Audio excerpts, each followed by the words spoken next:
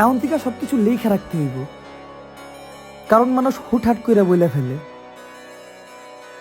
তুমি আমার জন্য কি করছো। চলার পথে টাকার সাথে দেখা হলো, দেখলাম তার পকেটে মানুষ আর মানুষ।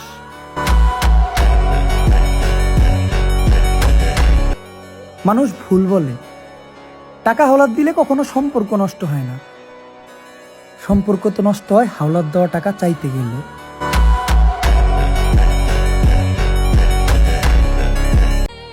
সত্য কথা সবসময় প্রমাণ করতে হয়,